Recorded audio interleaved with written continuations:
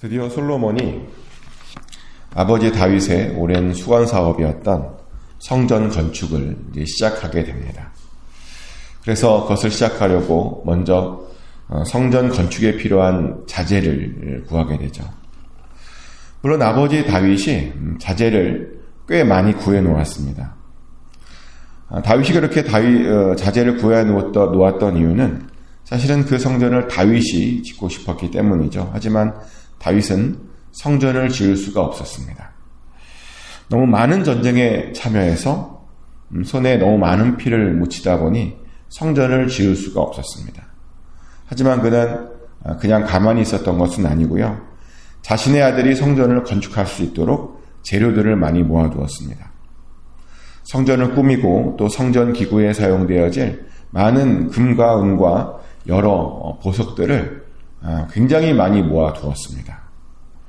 근데 좀 신기한 것은 뭐냐면 성전 건축에 가장 중요하게 보이는 성전 기둥과 벽을 위한 그 나무들은 다윗이 모아놓지 않았다는 겁니다. 근데요, 조금만 생각해보면 당연하죠. 왜냐하면 나무를 모아두면 그리고 쓰지 않고 그냥 두면요, 나무는 반드시 변형이라고 하는 것이 일어납니다. 저도 그런 일을 경험해 본 적이 있었는데요. 예전 교회에서 뒷마당에 창고를 지으려고 대략 한 2,000불 들여서 나무를 먼저 구해 놓았습니다. 근데 그 당시에 나무를 사놓고 좀 바쁜 일이 있어서 2개월 정도를 그냥 나무를 바깥에다가 두어 보았습니다.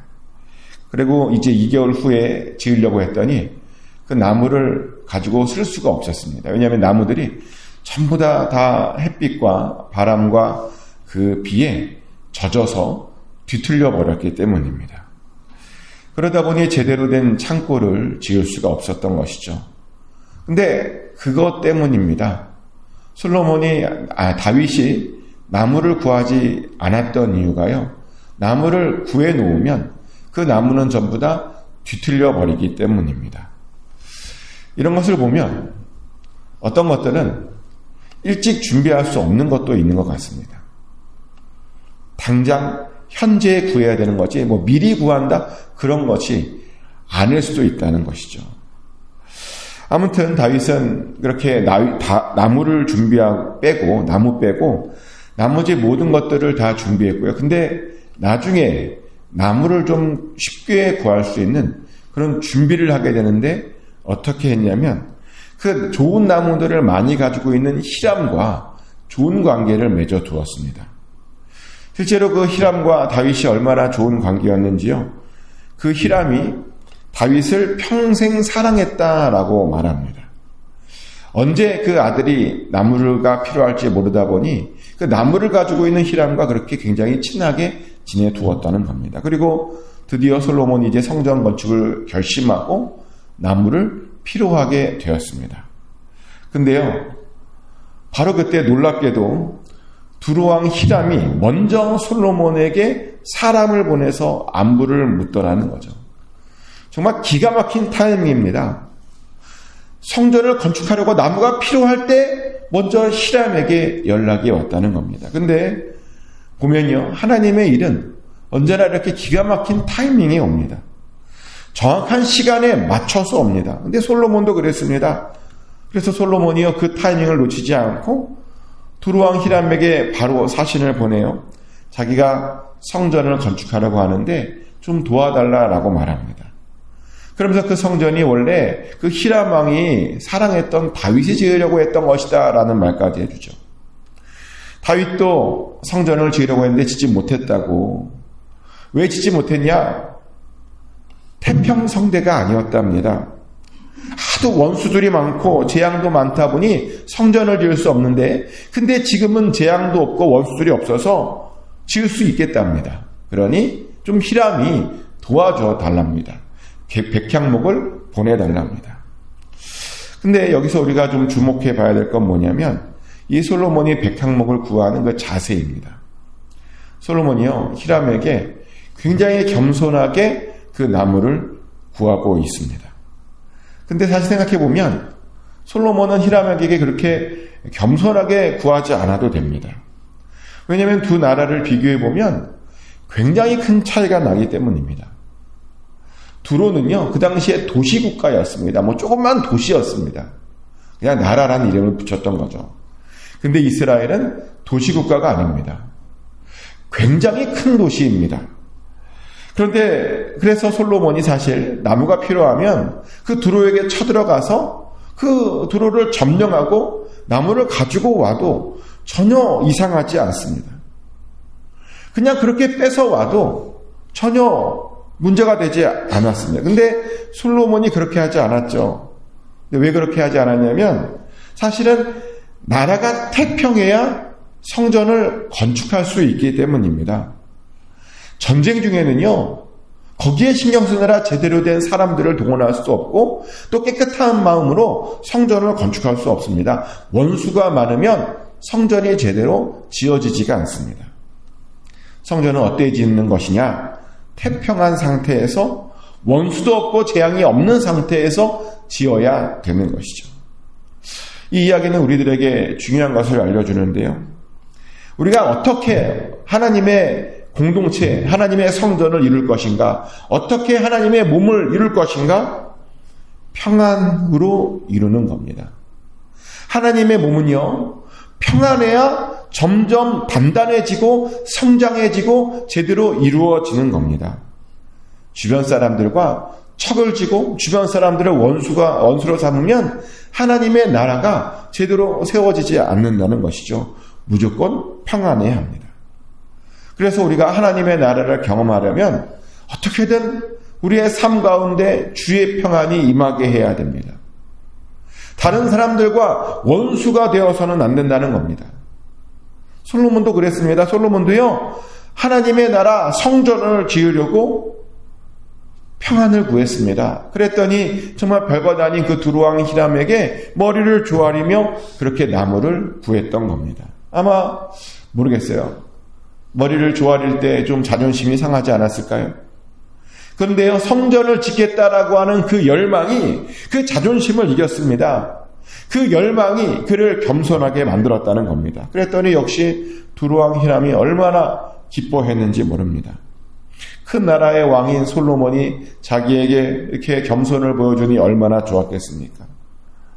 다윗도 자기를 챙겨줬는데 그 아들 솔로몬까지 자기를 챙겨주니 얼마나 좋았겠습니까? 그래서 히람이 너무나 기뻐서요, 하나님을 찬양까지 했다라고 오늘 본문은 이야기합니다. 그런데요, 겸손하면 우리 주변 사람들이 하나님을 찬양합니다.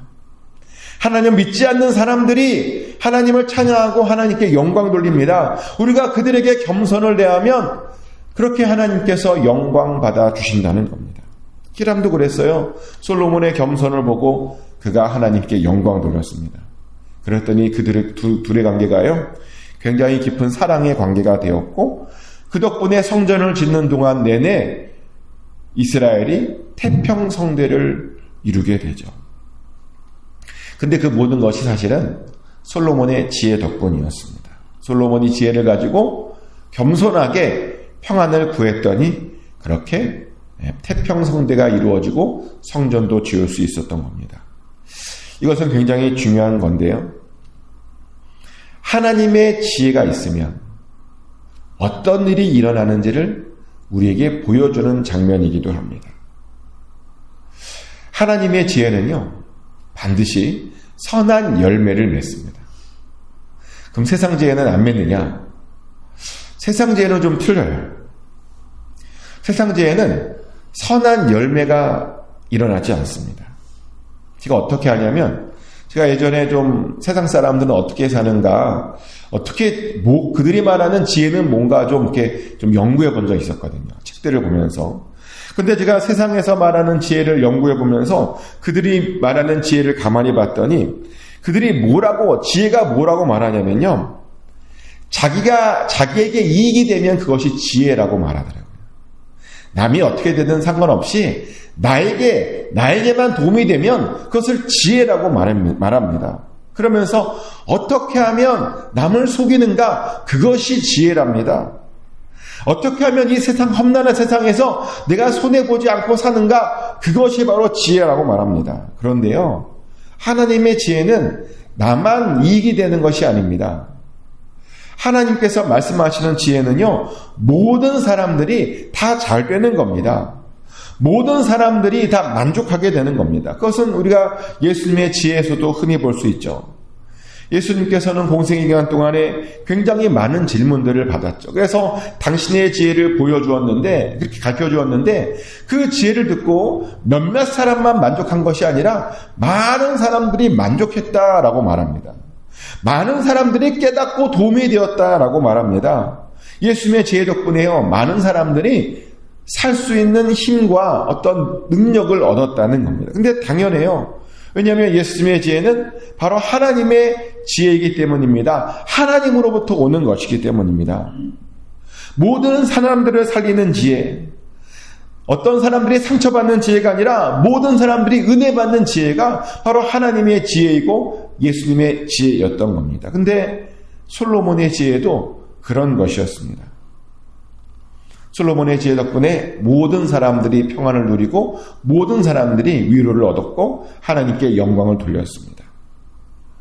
근데 그런 것을 보면 요즘 하나님의 지혜가 그 어떤 때보다 더 필요한 것은 아닌가라는 생각을 해보게 됩니다. 요즘 나라들마다요, 좌우 양쪽으로 갈려서 서로 막 자기가 옳다라고 주장하고 통합되는 지혜가 안 보입니다. 이럴 때일수록 하나님의 지혜가 필요합니다. 모든 사람들을 묶고 연합해서 하나가 될 수 있는, 그렇게 하나로 만들어주는 그런 하나님의 지혜가 필요합니다. 그럼 그런 지혜는 우리가 어떻게 얻을 수 있는가? 솔로몬이 하나님께 예배 잘 들어서 지혜를 얻었고요. 또 그뿐만이 아니라 오늘 본문을 보면 솔로몬이 겸손함으로 그 지혜를 얻었음을 우리는 보게 됩니다. 실제로요, 잠언을 보면 우리가 겸손하면요, 하나님의 지혜를 얻는다라고 이렇게 되어 있어요. 잠언 11장 2절 말씀입니다. 교만이 오면 욕도 오거니와 겸손한 자에게는 지혜가 있느니라. 아멘. 뭐라고요? 겸손한 자에게 지혜가 온다라고 말합니다. 근데 솔로몬이 겸손했잖아요. 그랬더니 그 지혜가 점점 더 지혜로웠던 겁니다. 그래서 사람들에게 유익을 준 겁니다. 실제로 솔로몬이 얼마나 겸손했는가? 우리가 히람 얘기뿐만 아니라 그는 굉장히 많이 가지고 있음에도 불구하고 그렇게 그것을 자랑하지 않았습니다. 그는 힘 자랑하지 않았습니다. 돈 자랑하지 않았습니다. 약한 사람들을 배려해 주었고요. 어떻게든 약한 사람들과도 평안하게 살 수 있도록 노력했습니다. 히람하고 그랬잖아요. 나무가 필요할 때 히람 그냥 정복하지 않고 그에게 겸손으로 나무를 구했다는 겁니다. 이렇게요, 겸손하기만 해도 사실은 하나님의 지혜를 얻을 수 있습니다. 겸손하기만 해도 하나님의 사랑을 받을 수 있습니다. 근데 사람들이 겸손해야 되는데 겸손하지 않아요. 자기만 옳다라고 말합니다. 자기의 뜻만 옳다라고 주장합니다. 그리고 왜 이렇게 목에 힘이 들어가는지 모르겠습니다. 남들보다 조금 더 뭔가 하고 있으면 그거 하고 있다고 잘난 척을 합니다. 남들보다 조금 더 가지고 있으면 더 가지고 있다고 잘난 척을 하고, 남들보다 조금 더 높은 위치에 있으면 높은 위치에 있다고 자랑을 합니다. 그런데요, 하나님께서는 교만한 자들과는 절대로 함께하지 않으십니다. 아멘.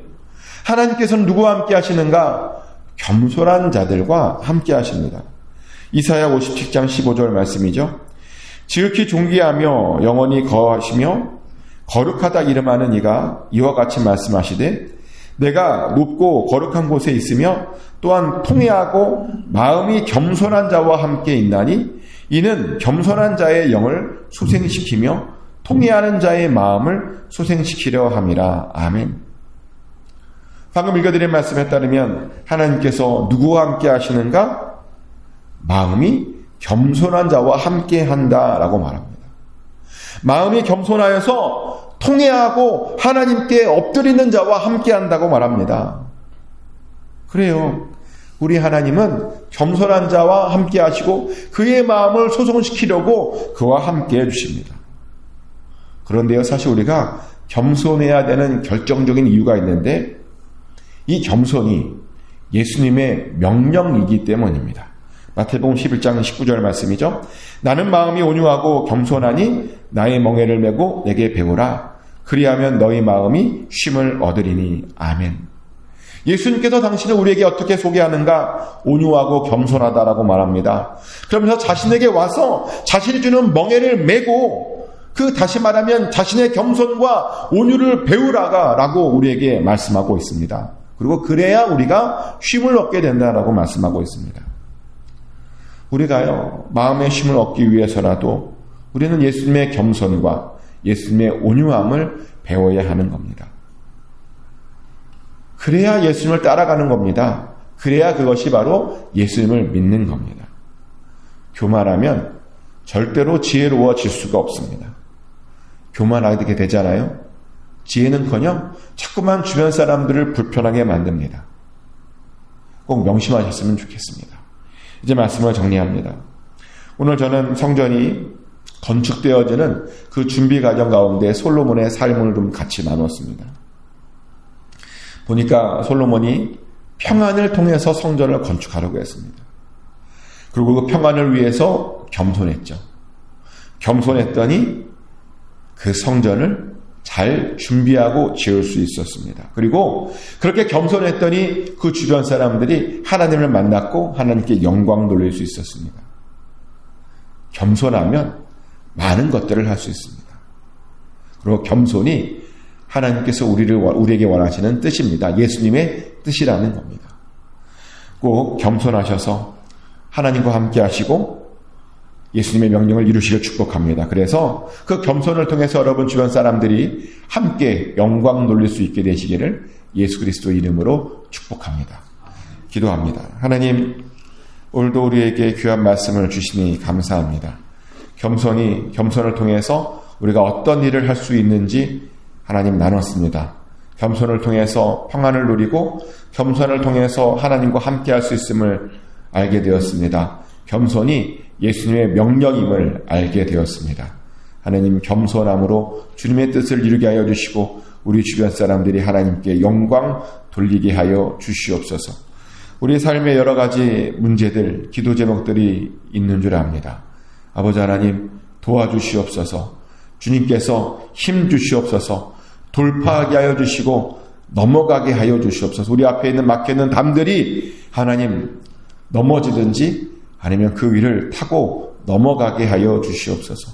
또 우리 앞에 바다가 있다면 갈라지든지 그 바다 위를 걷게 하여 주시옵소서. 해결되지 않은 문제들이 반드시 해결될 줄 믿습니다. 하나님의 전능하신 손으로 뚫고 나아가게 될 줄 믿습니다. 힘 주시옵소서. 능력 주시옵소서. 지혜를 더하여 주시옵소서. 반드시 승리하게 하여 주시옵소서. 하나님께 맡겨드리며 살아계신 예수 그리스도 이름으로 간절히 기도드렸습니다. 아멘. 주기도문으로 하나님께 올려드립니다. 하늘에 계신 우리 아버지, 아버지의 이름을 거룩하게 하시며 아버지의 나라가 오게 하시며 아버지의 뜻이 하늘에서와 같이 땅에서도 이루어지게 하소서. 오늘 우리에게 일용할 양식을 주시고 우리가 우리에게 잘못한 사람을 용서해 준 것 같이 우리 죄를 용서하여 주시고 우리를 시험에 빠지지 않게 하시고 악에서 구하소서. 나라와 권능과 영광이 영원히 아버지의 것입니다. 아멘.